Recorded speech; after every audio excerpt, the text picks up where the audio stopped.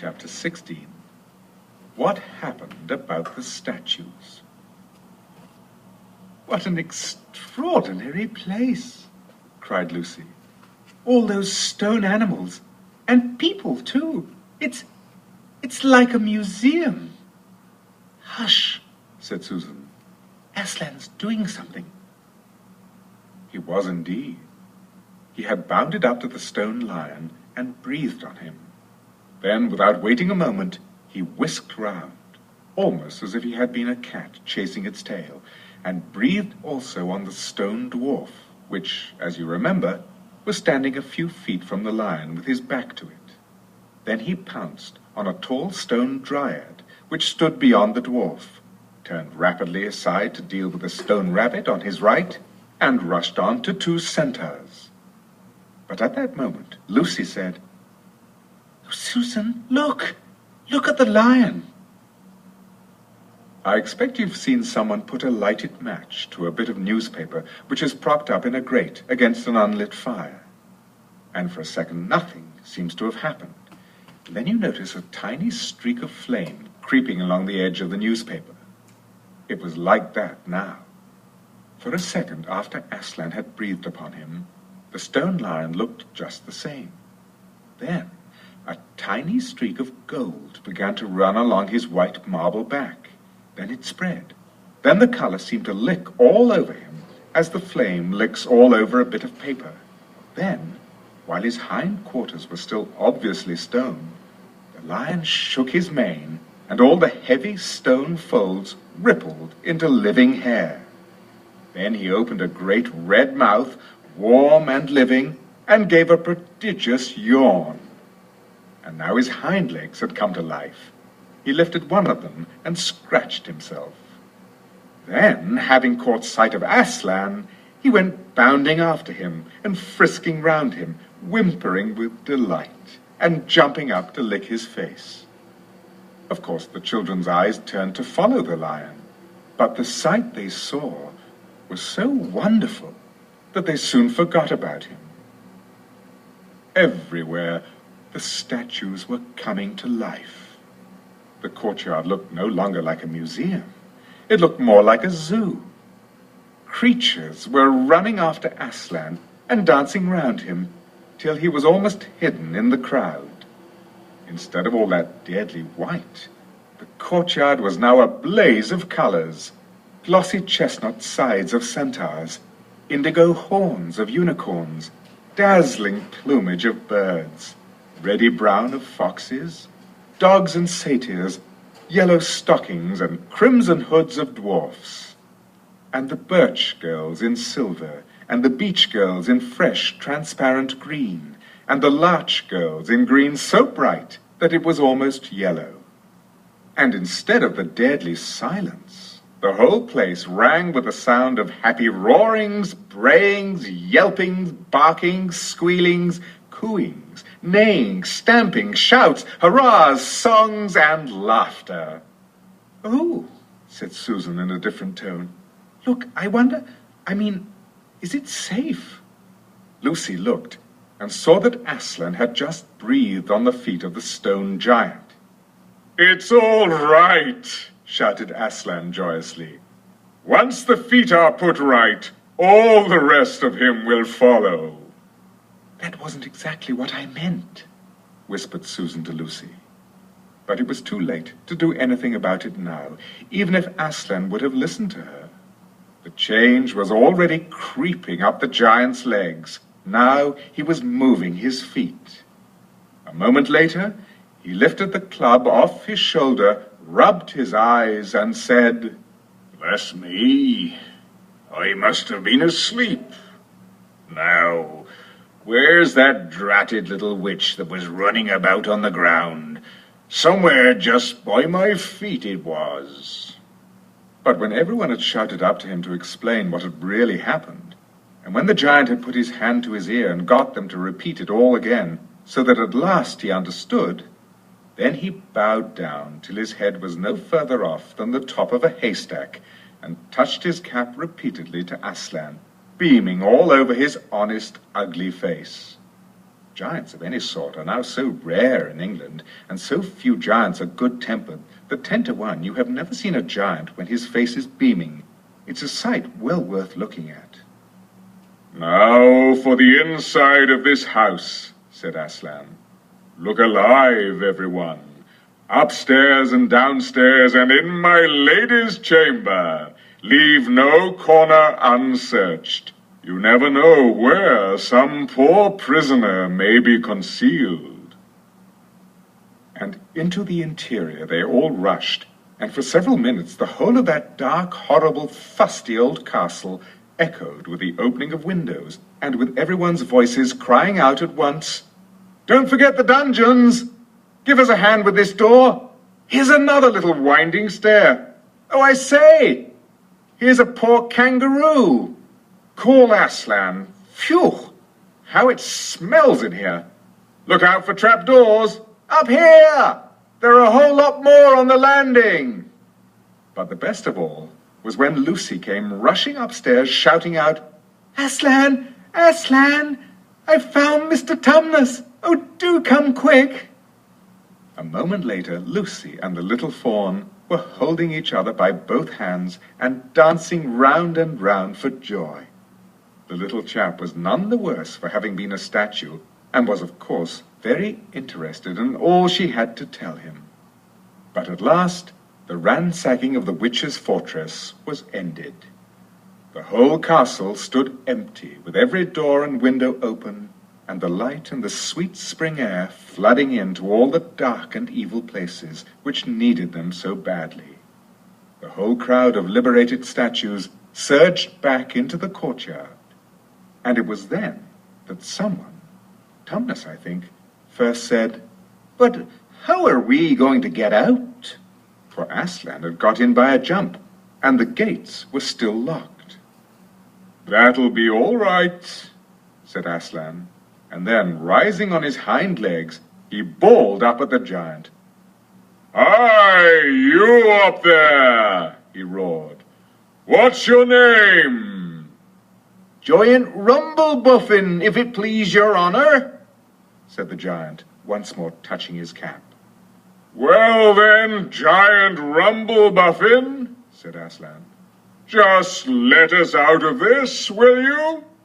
"Certainly, your honour. It will be a pleasure," said the giant Rumblebuffin. "Stand well away from the gates, all you little uns."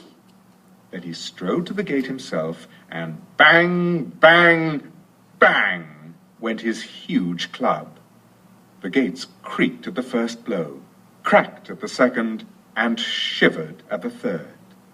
Then he tackled the towers on each side of them, and after a few minutes of crashing and thudding, both the towers and a good bit of the wall on each side went thundering down in a mass of hopeless rubble. And when the dust cleared, it was odd, standing in that dry, grim, stony yard, to see through the gap all the grass and waving trees and sparkling streams of the forest, and the blue hills beyond that, and beyond them, the sky. "Blowed if I ain't all in a muck sweat," said the giant, puffing like the largest railway engine. "Comes of being out of condition. I suppose neither of you young ladies has such a thing as a pocket handkerchief about you?" "Yes, I have," said Lucy, standing on tiptoes and holding her handkerchief up as far as she could reach. "Thank you, missy," said Giant Rumblebuffin, stooping down. Next moment Lucy got rather a fright, for she found herself caught up in mid-air between the giant's finger and thumb. But just as she was getting near his face, he suddenly started, and then put her gently back on the ground, muttering, "Bless me, I've picked up the little girl instead. I beg your pardon, missy. I thought you was the handkerchief." "No, no," said Lucy, laughing. "Here it is." This time he managed to get it. But it was only about the same size to him that a saccharine tablet would be to you. So that when she saw him solemnly rubbing it to and fro across his great red face, she said, "I'm afraid it's not much use to you, Mr. Rumblebuffin." Not at all, not at all, said the giant politely. Never met a nicer handkerchief. So fine, so handy, so, I don't know how to describe it. What a nice giant he is, said Lucy to Mr. Tumnus. Oh, yes, replied the fawn. All the Buffins always were. One of the most respected of all the giant families in Narnia. Not very clever, perhaps. I never knew a giant that was, but an old family. With traditions, you know. If he'd been the other sort, she'd never have turned him into stone. At this point, Aslan clapped his paws together and called for silence. Our day's work is not yet over, he said. And if the witch is to be finally defeated before bedtime, we must find the battle at once. And join in, I hope, sir, added the largest of the centaurs. Of course, said Aslan. And now, those who can't keep up, that is, children, dwarfs, and small animals, must ride on the backs of those who can, that is, lions, centaurs, unicorns, horses, giants, and eagles. Those who are good with their noses must come in the front with us lions to smell out where the battle is. Look lively and sort yourselves.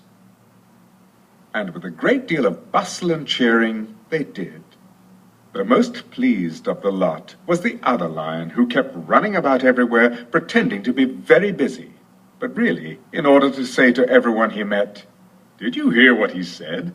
Us lions. That means him and me. Us lions." That's what I like about Aslan. No side, no standoffishness. Us lions. That meant him and me. At least he went on saying this till Aslan had loaded him up with 3 dwarfs, 1 dryad, 2 rabbits, and a hedgehog. That steadied him a bit. When all were ready, it was a big sheepdog who actually helped Aslan most in getting them sorted into their proper order. They set out through the gap in the castle wall. At first the lions and dogs went nosing about in all directions, but then suddenly one great hound picked up the scent and gave a bay. There was no time lost after that. Soon all the dogs and lions and wolves and other hunting animals were going at full speed with their noses to the ground, and all the others, streaked out for about half a mile behind them, were following as fast as they could.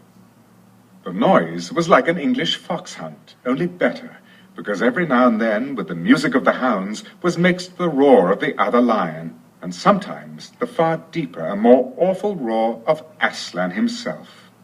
Faster and faster they went as the scent became easier and easier to follow.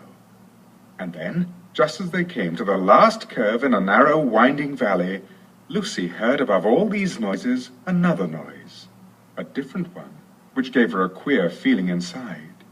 It was a noise of shouts and shrieks, and of the clashing of metal against metal.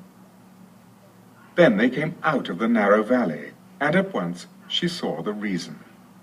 There stood Peter and Edmund and all the rest of Aslan's army, fighting desperately against the crowd of horrible creatures whom she had seen last night. Only now, in the daylight, they looked even stranger and more evil and more deformed. There also seemed to be far more of them.